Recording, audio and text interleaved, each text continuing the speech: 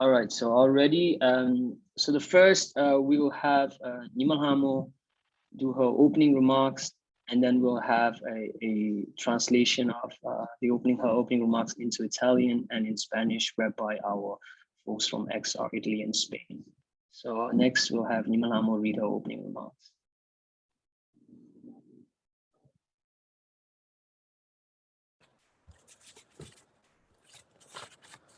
Hello, everyone. Good morning. My name is Nyima Lhamo, and I'm good. Yeah. My name is Nyima Lhamo, and I'm niece of later Tulku Tenzin Delek Rinpoche. Today, July 12, 2022, marked the 7th passing of the unjust killing of Tenzin Delek Rinpoche by the Chinese government. Tenzin Delek Rinpoche was a highly respected lama from Lithang who was known for his philanthropic work in Tibet. From established school, clinic, herbages, old age homes to restoring clinic the monastery that were destroyed by the Chinese government. Tenzin Delek was loved by his people. His work on environmental protection and preservation has inspired many inside and outside of Tibet. Tenzin Delek's environment preservation work began earlier. Clean cutting of old growth forests for profit was one of the most pressing environment issues within a 5-country regime, which included Nyima and Lithang. According to former local activities, Chinese officials first became involved in cutting trees in Nyima areas in earlier 1980s. Tenzin Delek Rinpoche's campaign against the practice began in 1987 and 88, but it wasn't until 1993. After sheep are increasing the deforestation and angered the local Tibetans, the officials moved to directly control his opposition. According to those who family living in the area, forest land was divided informally into 3 topics. One reserved for government use, one available to town officials for their personal use, such as building a house, and the third, the so-called public land for using by local residents. By 1993, the local resident had come to found to official practice the problematic. One was the needed to obtain permissions to building a house or getting wood piles for the nomadic tent. Another issue that Tenzin Delek Rinpoche was very vocal about was the turning of public land into a government so-called. Much of the budget in some areas from the country are generated from selling of land. The forest government was created not to protecting the resource, but to open up new areas for the logging. And Tenzin Delek Rinpoche knew about this. He often convened meetings with community leaders and family representatives on the importance of protecting forests. His public teaching always carrying a message of environment protection and promoting sound conservation habits. He pitched against the mining practice that would pollute the area's river and damage the sound, logging practice that would cause flooding and soil erosions, and indiscriminate hunting that may lead to particular species losing. Tenzin Delek reviews armed local authorities who were benefiting from mining, clear cutting, and poaching. As they learned, he was able to mobilize sufficient support to particularly blacking and spirit of deforestation in the Lithang area. Tenzin Delek strengthened influence in his community and his effort to preserve Tibetan identity and environment caused the Chinese authority to view him as an enemy and as a threat to their control. Over the course of decades, he was the target of harassment and intimidations by the Chinese government. Tenzin Delek was arrested in April 2002 and wrongfully charged with claiming of threat and incitement of separatism. His conviction was based on the confessions obtained under the torture by his angry the co-conspirator Lhamo Tenzin, who was subsequently executed, and no other evidence was offered. Tenzin Delek Rinpoche was given a suspended death sentence, commuted in 2005 to life in prison, for causing explosion and inciting the separation of state. He steadfastly maintained his innocence at all the times, and categorically denied the charges, saying, "I always say we shouldn't so much as raising a hand against another." After staying in the prison for 13 years, Tenzin Delek died in Constitute in 2015. While grew up in Tibet, it was common to hear such side institute of Tibetan die in Chinese prison without justice being done to them. I know there were many other Tibetans who are continued to face the same fate as my uncle. After Rinpoche died, the Chinese authorities continued to dishonor his memory. Chinese state media claimed he was a fake lama, a claimant, and that he was a threat to so-called social stability. My family and the local Tibetan weren't allowed to afford traditional battle lamps or organize public pride in his memory, and his picture were banned in Lithang. My family were threatened as well, and eventually, despite the difficulties and hardship, I escaped Tibet in order to share the story of my late uncle. This means living my 6-year-old daughter's behalf. Last September, the authorities took my mother, age 57, and 2 brothers in and questioned them for days. They were kept in different places and asking about how I escaped from Tibet. My mother was beaten, and they told her that they could easily kill her because as my mother. She was the responsible for making me stop my advocacy. They wanted her to say that Tenzin Delek Rinpoche was fake lama, and to say that I don't know anything about the inside Tibetan, and that I'm being used by outside forces.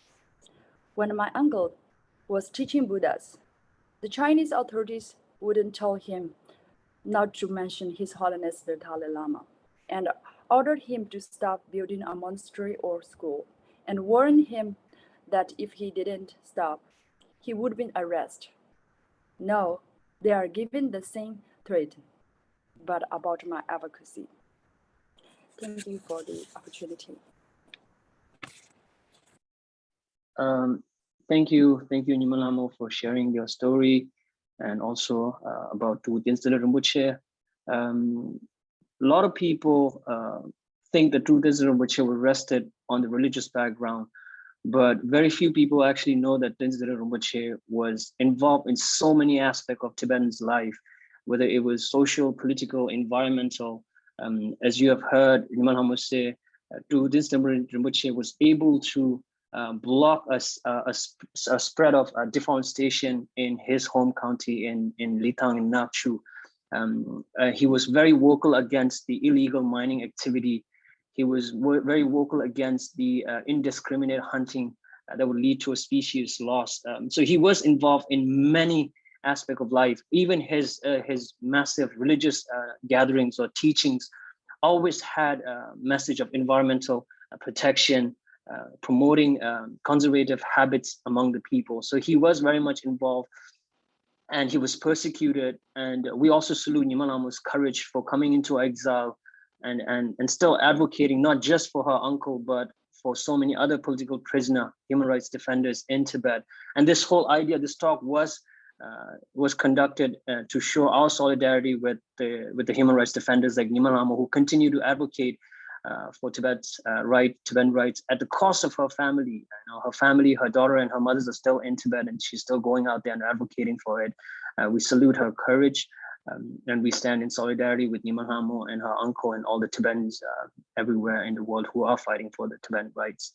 And next we'll have News read the opening remark in Spanish.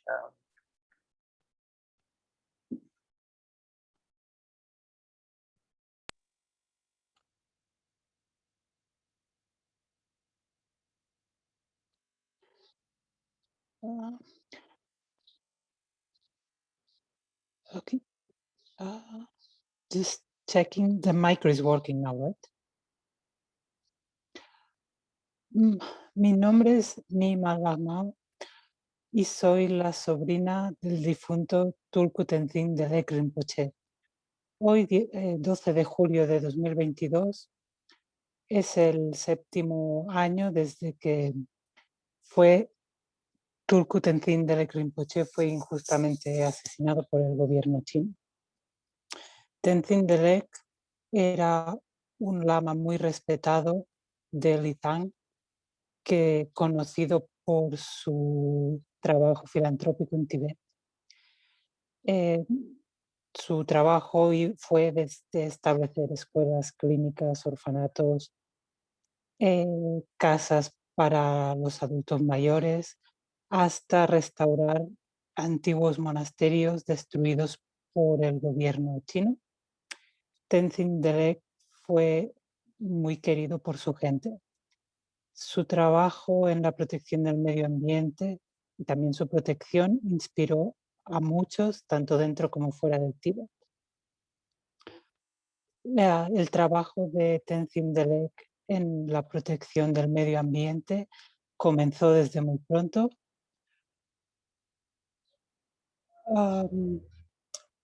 La tala indiscriminada de bosques para el provecho económico fue una de las más cosas importantes en la cuestión medioambiental en una región que contiene 5 países, que 5 estados, perdón, que incluía Jiangsu y Lithang. De acuerdo con los activistas locales, los oficiales chinos primero se involucraron en la tala de árboles en Jiangsu al principio de los años 80.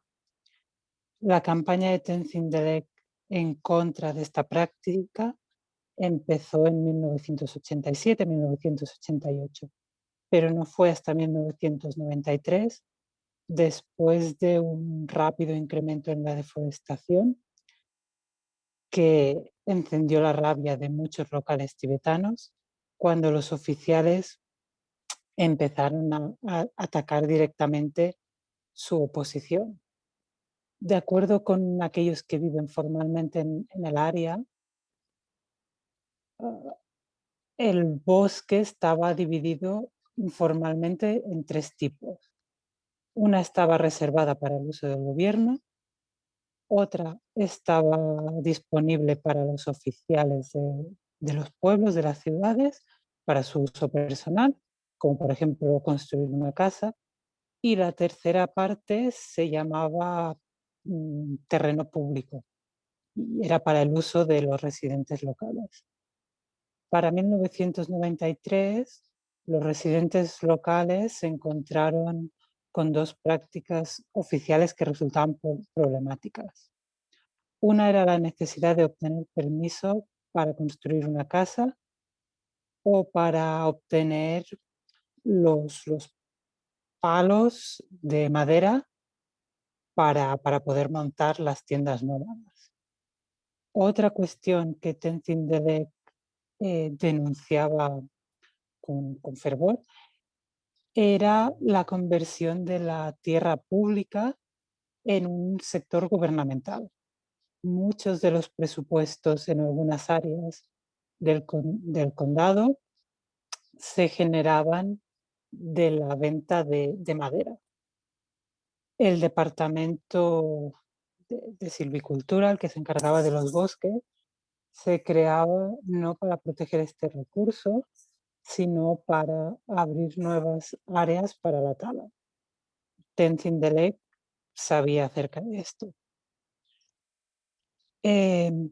A menudo él convenía reuniones con los líderes de la comunidad y representantes de las familias para hablar de la importancia de proteger el bosque. Sus enseñanzas públicas siempre llevaban un mensaje de protección ambiental y promovía fuertes valores de conservación. Él hablaba en contra de las prácticas mineras que causaban una gran polución en los ríos del área y también dañaban el suelo con la erosión, y la caza indiscriminada que llevaba a la pérdida de especies. Las visiones de Tenzin Delek alarmaron a las autoridades locales, que se beneficiaban de la minería, de la tala indiscriminada y de la caza ilegal. Como ellos aprendieron, Tenzin Delek podía movilizar el soporte suficiente para bloquear parcialmente la deforestación en la área de Lithang.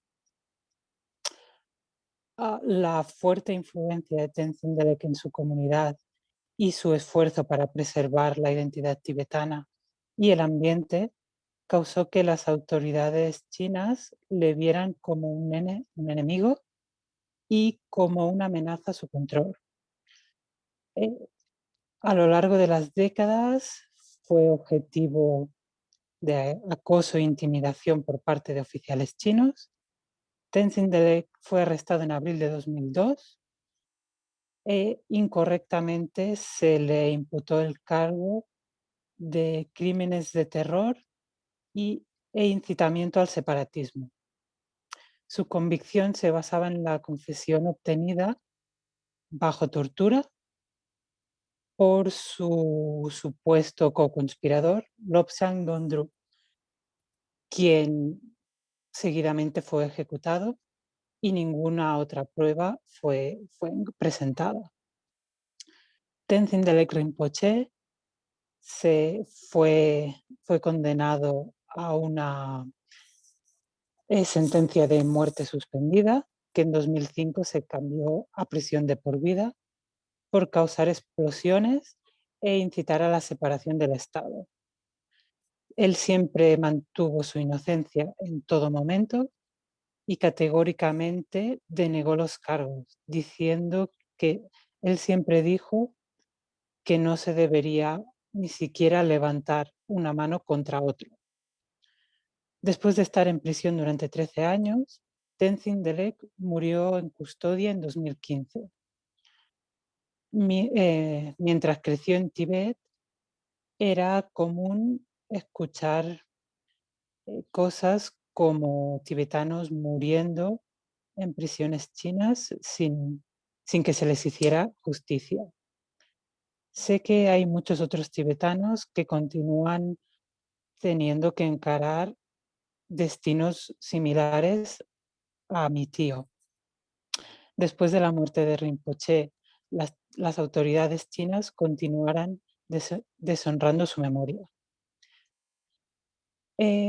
Los medios de comunicación estatales de China proclamaron que era un lama de mentira, un criminal, que era un peligro a la así llamada estabilidad social. Mi familia y los tibetanos locales no estaban autorizados a ofrecer las lámparas tradicionales de manteca o a organizar las plegarias públicas en su memoria. Y incluso sus fotografías fueron prohibidas en Lithang. Mi familia también fue amenazada.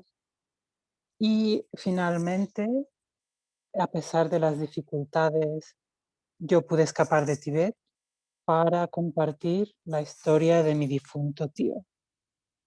Eso supuso dejar atrás a mi hijo de 6 años, a mi hija de 6 años. El pasado septiembre las autoridades arrestaron a mi madre de 57 años y 2 hermanos y se les interrogó durante días. Los tuvieron en custodia en diferentes lugares y fueron cuestionados sobre explosiones.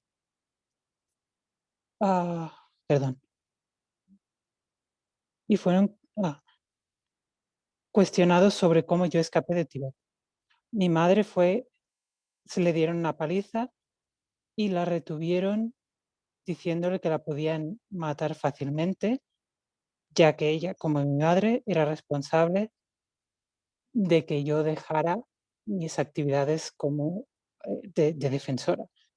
Querían que ella dijera que Tulku Tenzin Delek era un lama falso y decir que yo no sabía nada de la situación dentro del Tíbet y que yo estaba siendo utilizada por fuerzas exteriores.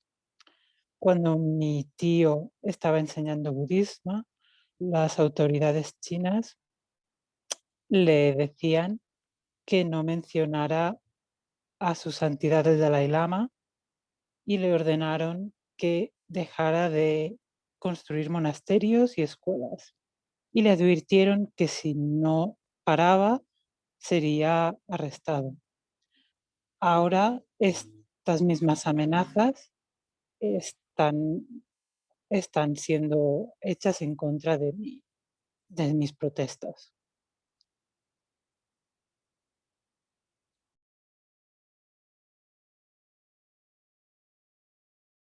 Thank you, News, for translating it in Spanish for our Spanish-speaking audience.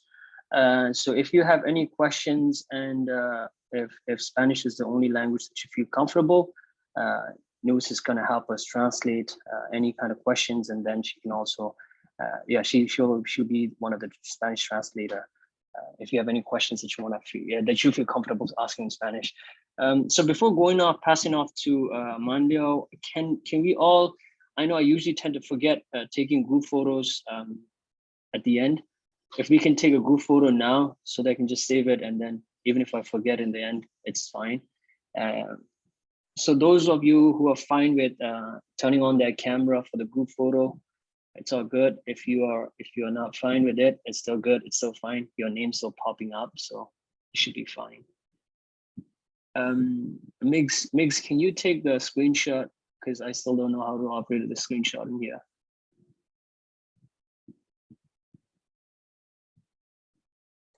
All right, everybody looking good?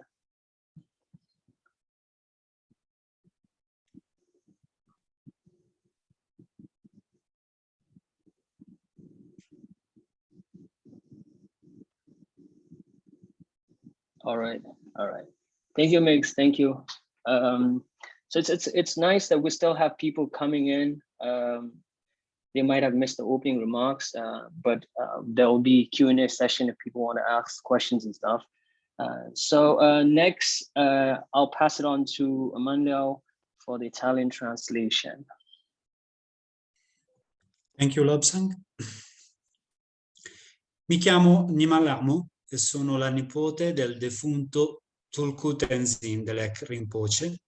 Oggi, 12 luglio 2022, ricorre il 7° anno della sua ingiusta uccisione da parte del governo cinese. Tenzin Delek era un lama molto rispettato e noto per il suo lavoro filantropico in Tibet. Dalla creazione di scuole, cliniche, orfanotrofi, case di riposo, fino al restauro di antichi monasteri distrutti dal governo cinese, Tenzin Delek era amato dalla sua gente. Il suo lavoro sulla protezione e la conservazione dell'ambiente ha ispirato molti dentro e fuori il Tibet. Il lavoro di conservazione ambientale di Tenzin Delek iniziò presto. Il taglio netto delle vecchie foreste a scopo di lucro era una delle questioni ambientali più urgenti all'interno di una regione di 5 contee che includeva Ranchu e Lithang. Secondo ex attivisti locali, i funzionari cinesi furono coinvolti per la prima volta nel taglio degli alberi nella contea di Nyangchu all'inizio degli anni '80. La campagna di Tenzin Delek contro quella pratica iniziò nel 1987, ma fu solo nel 1993, dopo che un forte aumento della deforestazione fece infuriare i tibetani, che i funzionari si mossero per contrastare direttamente l'opposizione. Secondo quanti abitano nella zona, i terreni forestali erano suddivisi in 3 tipologie. Uno riservato ad uso governativo, uno a disposizione dei funzionari comunali locali per il loro uso personale, come per esempio la costruzione di una casa, e il terzo era il cosiddetto suolo pubblico, ad uso dei residenti locali. Nel 93 i residenti locali trovarono problematiche 2 pratiche ufficiali. Una era la necessità di ottenere il permesso di costruire una casa o ottenere pali di legno per una tenda nomade. L'altra questione su cui Tenzin Delek è stato molto duro è stata la trasformazione della terra pubblica in un settore economico governativo. Molto del budget in alcune aree sono generati dalle vendite di legname. Il Dipartimento Forestale non è stato creato per proteggere la risorsa boschiva, ma per aprire nuove aree per il disboscamento. E Tenzin Delek lo sapeva. Ha spesso convocato riunioni con i leader della comunità e i rappresentanti delle famiglie sull'importanza della protezione delle foreste. Il suo insegnamento pubblico ha sempre portato un messaggio sulla protezione dell'ambiente e ha promosso buone abitudini di conservazione.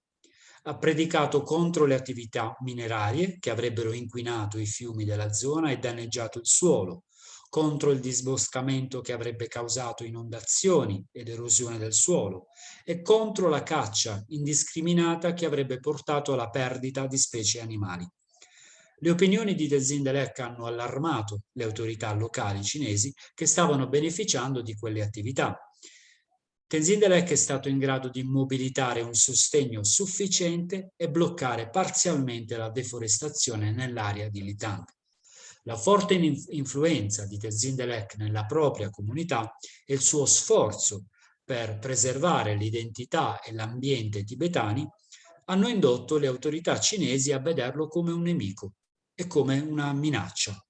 Nel corso dei decenni è stato oggetto di persecuzioni e intimidazioni da parte dei funzionari cinesi. Tenzin Delek è stato arrestato nell'aprile 2002 e ingiustamente accusato di terrorismo e istigazione al separatismo. La sua condanna si basava su una confessione ottenuta sotto tortura dal suo presunto co-cospiratore, Lobsang Dondru, il quale è stato successivamente giustiziato e non sono state offerte altre prove. Tenzin Delek Rinpoche è stato condannato a morte con sospensione della pena, commutata nel 2005 in ergastolo, per aver provocato esplosioni e incitato alla separazione dello Stato. Ha sempre affermato la propria innocenza ed ha negato categoricamente le accuse, dicendo: «Io ho sempre detto che non avremmo dovuto neanche alzare una mano contro nessuno». Dopo essere rimasto in prigione per 13 anni, Tenzin Delek è morto in custodia nel 2015. Nel frattempo, in Tibet si sentiva spesso di casi di tibetani che morivano nelle carceri cinesi senza che fosse resa loro giustizia. So che ci sono molti altri tibetani che continuano ad affrontare la stessa sorte di mio zio. Dopo la morte di Rinpoche, le autorità cinesi hanno continuato a disonorarne la memoria. I media statali cinesi hanno affermato che era un falso lama, un criminale e che rappresentava una minaccia per la stabilità sociale. Alla mia famiglia e ai tibetani locali non è stato permesso di offrire le lampade tradizionali o organizzare preghiere pubbliche in sua memoria, mentre le sue foto sono state vietate agli Lithang. Anche la mia famiglia è stata minacciata e alla fine, nonostante le difficoltà e i sacrifici, sono fuggita dal Tibet per condividere la storia del mio defunto zio. Questo significava lasciare indietro mia figlia di 6 anni e lo scorso settembre le autorità hanno catturato mia madre, che ha 57 anni, e 2 miei fratelli e li hanno interrogati per giorni. Sono stati tenuti in luoghi separati e interrogati su come io fossi scappata dal Tibet. Mia madre è stata picchiata e le hanno detto che avrebbero potuto ucciderla facilmente in quanto mia madre. Quindi responsabile di aver fatto venir meno la mia difesa. Volevano che dicesse che Tulku Tenzin Delek era un falso lama, che io non sapessi nulla della situazione del Tibet e che venissi usata da forze esterne. Quando mio zio insegnava buddismo, le autorità cinesi gli ordinavano di non menzionare Sua Santità il Dalai Lama, di smettere di costruire monasteri o scuole e lo avvertivano che se non si fosse fermato sarebbe stato arrestato. Ora stanno facendo le stesse minacce, ma riguardo alla mia protesta.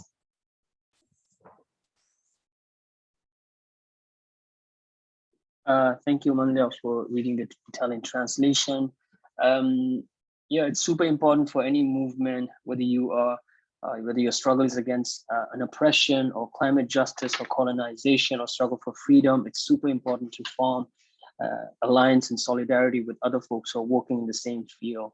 And for that, thank you, Newis, and thank you, Mandel, for translating it into your own language and then reading it out.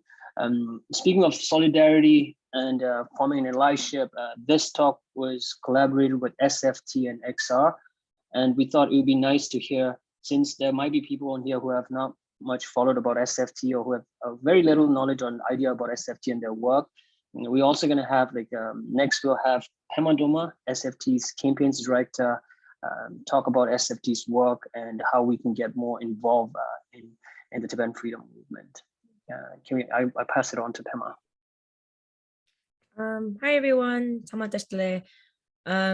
as they mentioned, my name is Pema, and as I mentioned as well earlier, I'm Tibetan, and also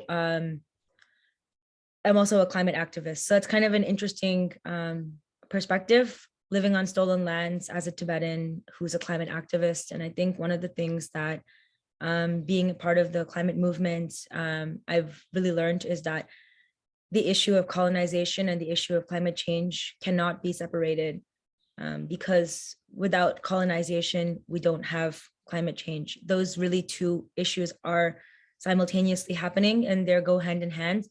And so I think one of the most important things is when there are individuals who are fighting colonization, or there are individuals who understand the danger of climate change, that we bring the connection to the two issues and explain why it's really significant to look at the issues together. And I think the issue of Tibet is an interesting example in that case. And in case anyone here is not so familiar with Tibet, I'll just share a little bit about Tibet first. Tibet, so my father was actually born in a free Tibet. That's how recent the history of Tibet's occupation and colonization is. When my father was born, he was born in a free country called Tibet, which was globally recognized by other countries. And then by the time he was 10, there was an occupation happening and he fled like hundreds of thousands of other Tibetans on foot as a child. And actually on that journey across the Himalayas, my father actually had an ear infection and ended up losing his hearing in one side of his ear. And that's the experience that many Tibetans have. And when my father left Tibet, he didn't leave back, some sort of underdeveloped, the stereotype about indigenous communities is that maybe they didn't have a society before colonization. But what he left behind was a robust community where his family was, his society was, and he was never able to go back. Till this day, he has not been able to go back to the home that he grew up in. And The society that lived inside Tibet for approximately over 11,000 years have also been protecting what's called the Water Tower of Asia. And the reason why it's called the Water Tower of Asia is because it actually provides, it's the source of 10 of Asia's largest, or some of the world's largest rivers. And these rivers actually provide water, water security to 2 billion people, about somewhere between like 15 to 20% of the world's population. And the water that comes out of Tibet also provides food security to approximately half of all the people in the world. That's a huge deal. The food security caused from Tibet's water is giving life to billions of people around the world. And inside Tibet, just as around the world, there are people who care about the environment and believe in climate change and are fighting climate change. People like Tenzin Delek Rinpoche, Nyima Lhamo's uncle. But the big difference is that in Spain or in Italy or here in stolen lands of the United States, when people go to the streets and protest against climate change, the sentence is not death, hopefully in many cases. And the extraction of resources that Tenzin Delek Rinpoche has been fighting for generations still happens today. The extractive mining, the illegal poaching. And Tenzin Delek Rinpoche was murdered in 2015, but in 2019, Jimtri was murdered, who started a petition against illegal poaching. And Kunchok Jimpa was murdered, who recorded protests against illegal mining. So these are actions, starting petitions, recording videos of protests, actions that many climate activists around the world, millions, take part in every day. But in Tibet, the cost of those actions can be life or death. So that's kind of just a little bit of background that I wanted to share about climate change and colonization in Tibet. And Students for a Free Tibet, one of our main campaigns is to work on the Tibet climate crisis through a colonial perspective. And so we work around the world with especially young people and a lot of Tibetan youth leaders to wage campaigns against systemic oppression and colonization of Tibet, and to amplify the voices of Tibetans inside Tibet so that action can be taken and life or death doesn't have to be the decision that every Tibetan has to make in order for climate change in Tibet to be raised. And even for us living outside of Tibet, there's so much we can do. When I've met climate activists from Nicaragua or Cambodia or Serbia, they're all fighting against mines. Rio Tinto, some of the Europeans might know about the campaign in Serbia against one of the largest mines, Rio Tinto, or one of the largest hydropower dams in Asia is being built in Cambodia. And there's Cambodian activists, climate activists that are fighting against that. All of these projects are being funded by the Chinese government through colonial debt trap practices, all of these. So I've met climate activists from Nicaragua who have been exiled from home and don't know when they'll get to go home. And when we speak, it's that the project that they're fighting against their government is actually being funded by the Chinese government. And so I think there's so many things that we can do. Like, for example, Italy is actually, the largest, one of the largest countries in the world to be a part of the Belt and Road Initiative. And right now, Belt and Road Initiative accounts for, the countries involved account for about 15% of global carbon emissions. And while most of the world is trying their best to reduce carbon emissions, these countries are actually the ones that are propelling the fastest. And it's projected that within 2 decades, that same 15% share of the carbon emissions will make up over 50% of global carbon emissions. And that's because a lot of the funding for the Belt and Road Initiative has not had any environmental impact evaluations done. Whereas like many projects, so even the World Bank actually refused to fund these projects because there were no environmental impact reports done. But Italy is actually the only G7 country in the world to participate in this project. So I think there are like many ways in which all of us as individuals living in different countries can participate and support climate activists that are being impacted by colonization. Thank you. Thank you, Prima, for sharing your thoughts and also your stories and talking a bit about SFT's work. Next, we'll have Manlio speak a bit about XR's work, and then if Jorge or Nexus wants to add. Yes, thank you. basically XR is starting since the beginning. I started to connect the different battles, different fights, because it was clear years ago that all these struggles had a common root and a common reason for all of these crises, and it's clear now that all the social crises we are experiencing, I don't know, maybe because of the energy crisis, etc., are connected. Finally, also in the media, they can't avoid to say that anymore.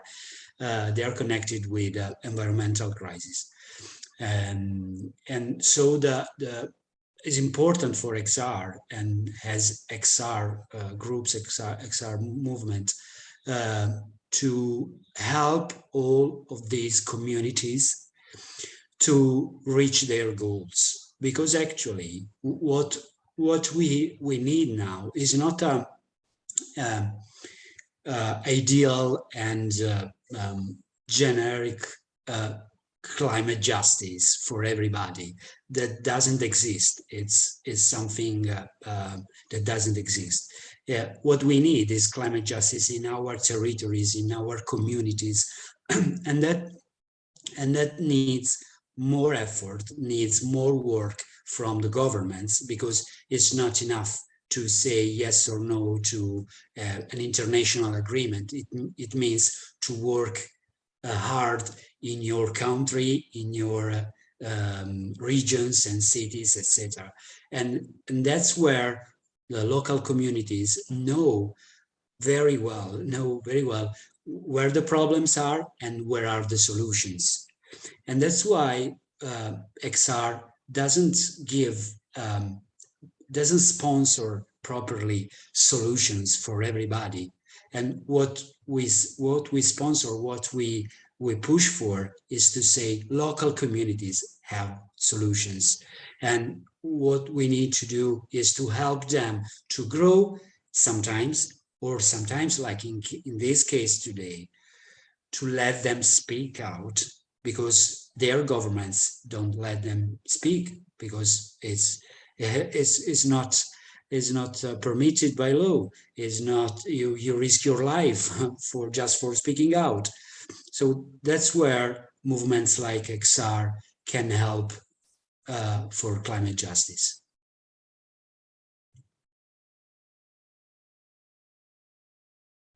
Thank you. Sure. Thank you. Thank you, Milena, for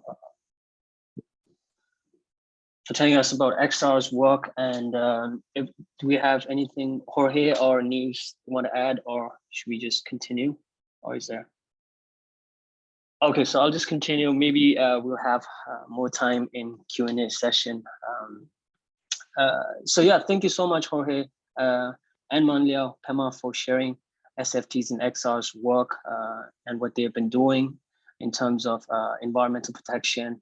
As Pema said, SFT has been working not just in terms of environment, but also political prisoners, all the stuff that we have been working on, also on Tibet rivers. And XR has solely been working with the local community members, focusing on them, giving them the space and hearing their stories. So I think that's a great initiative from both. So we just, I'm gonna open the floor now for a Q&A session. People can go around, ask questions, or people can just leave the questions in the comment section as well. And you can ask the question to anyone, if either to Nyima Lhamo or Pema Duma, News, or Manliao.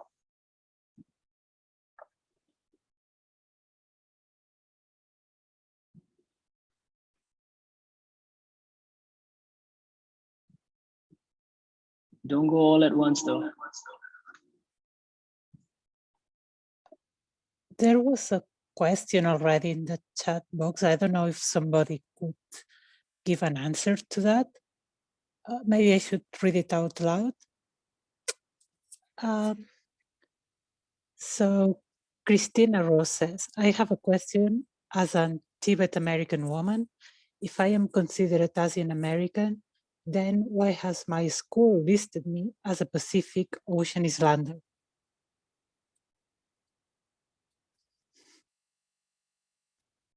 Sorry, I didn't realize I'm mute. I can answer. I'll try to answer this. And if people are like, if Pema and them are, they can join in. I think there are many questions out there that needs to be answered, especially in terms of what you were saying, like, I as an Asian, if I'm an Asian American, then why am I posted as an ocean islander or something? I don't know. But I shared this really funny, not funny, but it's like a story that every Tibetan exile who are born and brought up in exile goes through it. Whenever we have to go to a college or like applying for a paper and asylum and stuff like that, they always have this one question on like, what's the country of your origin? And for the longest time, and then it's still there, that we could never write Tibet, because for them and for all the authorities out there, like Tibet is never a country. So for us, it's like your origin country is China. And for me, I always find this very, very hard to difficult to digest it, especially, not being a Tibetan, they're not considering me as a Tibetan is hurtful, but it's also equally offensive when they say like, I'm from China. Like of all the countries out there, they're gonna give me one country that literally took away everything from us. That's the oppressor. And giving basically an oppressor saying that, okay, this is your identity. You're a Chinese, your country of origin is China. So I think there are definitely many questions out there that needs to be answered. And these questions, I think, has to be discussed more and talked about a bit more, so that there will be tweaks and changes. I think these are stuff that you see in school, council district, government offices and everywhere. And if we talk more about it, if we stay strong on our identity, I think these questions can be answered, and there will be definitely changes in these parts. I think that's just how I feel. But if folks can feel different though.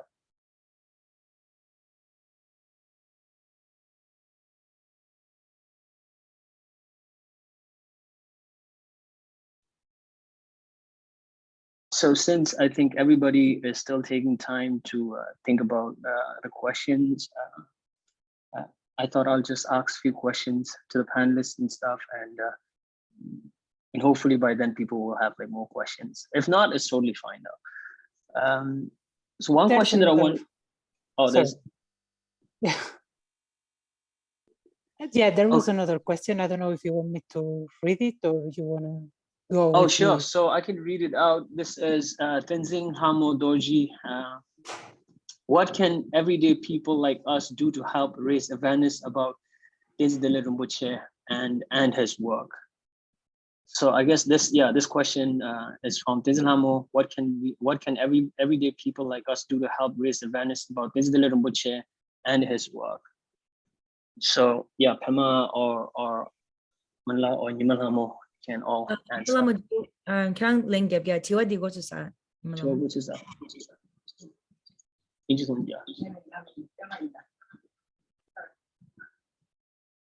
Yeah, ngay la di tundu to lago and like kerang chik samatan so I'm gonna answer first, and then Nyima is just gonna think about as well what she wants to add. I think that like individual people, the most important thing we can do is like be agents of change ourselves everywhere we go in our communities. Like whether you're speaking to family or friends, just talking about the history of Tibet's colonization. I think that talking about the issues that Tenzin Delek Rinpoche, basically what he gave his life to defend those values. I'm not going to romanticize his murder, but like he died because he stood for a certain set of values. So I think those set of values are what we can continue to also push forward. Like the idea that every Tibetan person, every indigenous person, every impacted community person has the right to defend their environment and their climate without risk of death or imprisonment or persecution.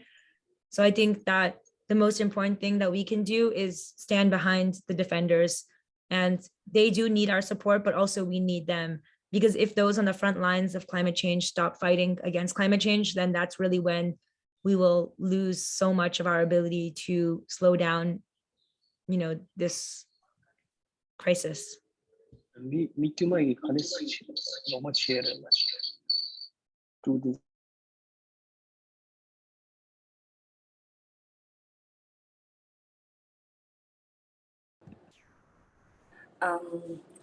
I think from my experience, the Chinese Mother Tenzin Delek Rinpoche, because of their goals, if the Mother Tenzin Delek Rinpoche, then the story and everything will be disappeared. So I think we are outside to help and to share the story and what happens in Tibetan and like Tenzin Delek Rinpoches who are suffering and who are protecting the Tibetan environment. So if we do like later a bit like about their story and to share and mention, or like just today we do, that will be also helpful, because you know, as you guys know, in Tibet it's very hard to information and also to talk about these kind of like something.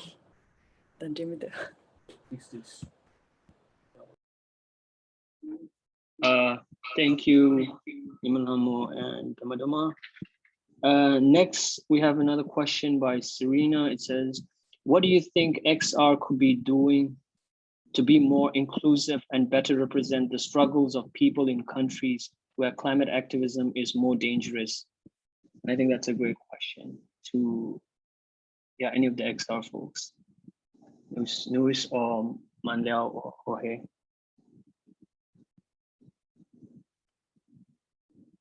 Or Pema as well too.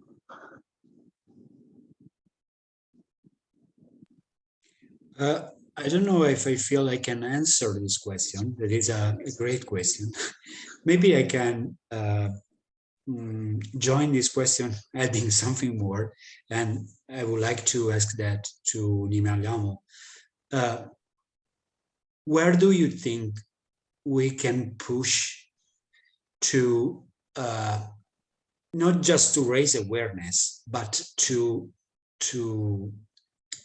push the Chinese government to act properly I mean, how can we do that in our countries?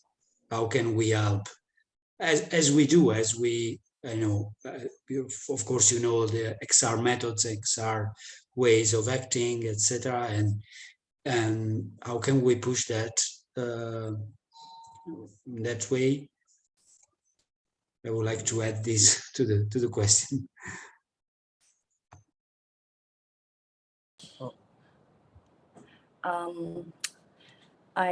From my I think you know, from like in Turkey, in Turkey, like general people can share in the story like Tenzin Delek or like other persons, the story in what happened, what they did, and what happened inside of Tibet, and what is the Chinese government attitude. If they're sharing like more in the public, it's been more like helpful, because you know, in Tibet the people can't speak even what happened inside of Tibet, and that is the one of the also very encourager to like inside Tibetan people and also outside Tibetan people. We are like as a human being, like stand together to make every like story like to know the, it's like Information more share to information to share the people like this. Sorry, my English is you know, it's hard to anyway, I'm very happy and thank you for the translator. Hi, thank you, Nyima Lhamo, for sharing your story and your uncle's story. My question was, are you in contact with your family in Tibet today?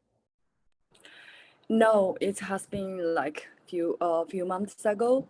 Before I was talk with my mom like by, you know, the WeChat, and then noticed that the Chinese government totally control it.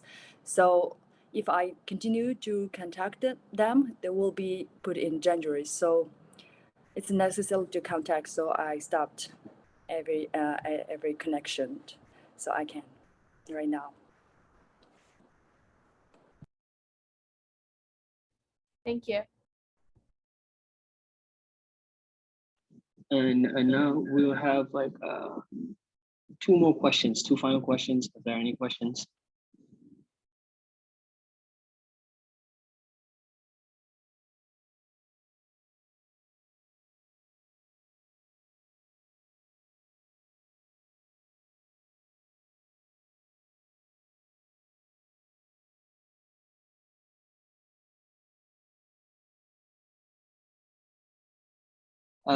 Well, and I guess that's it. People don't have questions. I think they are. There's a question? Oh, I put a question. Oh, sorry. The two goods is like that. So yeah. It's really hard right now because they are totally controlled. They can't even go outside of the Lithang. Even though last year my mom was sick and she wanted to go to hospital to check his X-ray hospital checkup.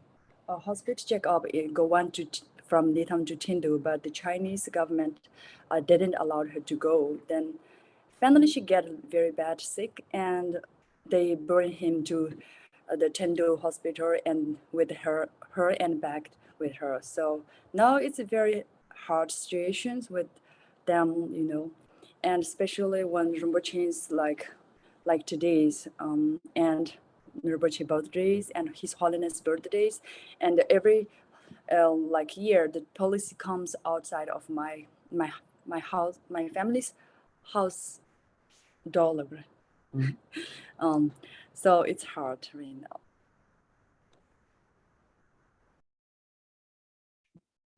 Thank you. And then one last question. Can you speak to the Belt and Road Initiative and climate change? I think it's all. Yeah, I can go on that one. I think that I mentioned a little bit already, but so the Belt and Road Initiative is actually the largest development project in the history of humankind. And it's projected to develop extremely environmentally basically all of the projects have not gone through environmental impact reports or checks or anything like that. And there's also just in general, I think that it's a very problematic initiative right now because it also goes directly through occupied territory in East Turkestan, where the Uyghur genocide is ongoing. And that initiative is also one of the most problematic aspects of it as well is the debt trap relationships it creates in Southeast Asia, South Asia, and throughout the African continent and all the different countries there that Belt and Road Initiative is a part of. I think that when it comes to climate change, it's definitely going to increase the extraction of vulnerable minerals and transport them around the world using, it's also individually, like in each country, we might have campaigns or movements here in the United States. In the Anishinaabe, unceded Anishinaabe territories, there's the large campaign that some of you may have heard of called Stop Line 3. So that's against building a pipeline. But the Belt and Road Initiative actually builds multiple pipelines in different areas to transport unsustainable forms of energy and create hydro dams that have been strongly argued against by local communities, saying that it impacts the way of life, it impacts the flow of water and the buildup of sediments and fish species and whatnot. It also has been used to fund extractive mining, where local communities have also stood up against those. I think in general, the Belt and Road Initiative it's a step forward in China's colonization to building little spheres of influence around in many different continents, especially in vulnerable communities where there's not a lot of capital existing. So I think it definitely it exploits developing countries into very exploitative contracts. I said the word exploit twice, but into very exploitative contracts. And I think in terms of climate change, the biggest concern is that there is no, like, anyone who has any experience with the Chinese government would know there is no space for public like inputs into projects or into anything in the government policy. And so the fact that the government doesn't allow any environmental impact reports to be done on any of these trillions of dollars worth of projects is one of the most concerning aspects of the project. I don't know if anybody else wants to add anything from. Thank you, Pama. Yeah, totally agree. I think Belt and Road Initiative is a byproduct of colonization that will lead up to environmental crisis. This whole idea of Xi Jinping's idea of reviving the old Silk Route it's now finally taking shape. There are a few countries that have already been worked on. The amount of infrastructures they're building in and clearing out the forests is, let's say like mining activities happening in holy mountains in Tibet will lead to environmental crisis in Tibet. And Tibet being at a very fragile ecosystem will have a massive impact all over the world. And this was the whole reason why we wanted to connect with organizations like XR, who had previously worked in environmental activities, and we wanted to explore, we wanted to build a solidarity, build an allyship and work more on that in chats.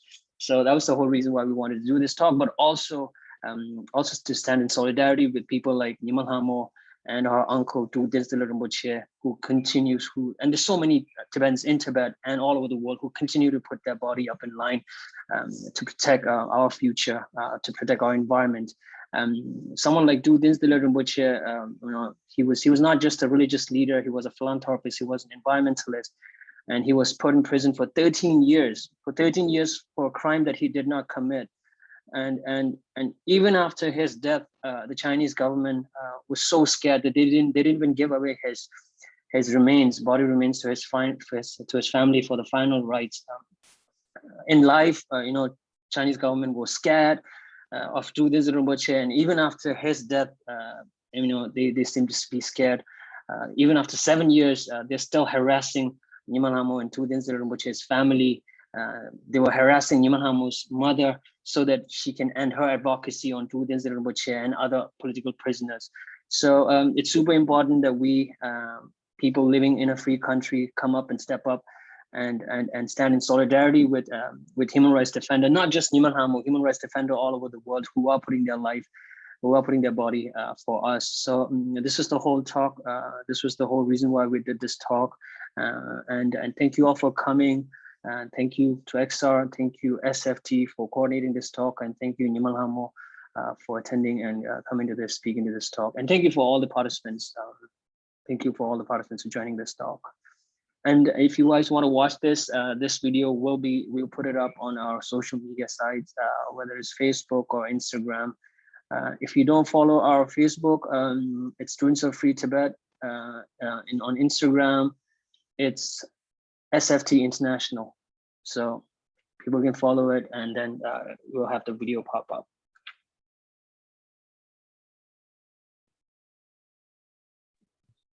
Is there any last words that let me know or News or Nyima Lhamo wants to say? Any final words? Could you know? Bye, everybody.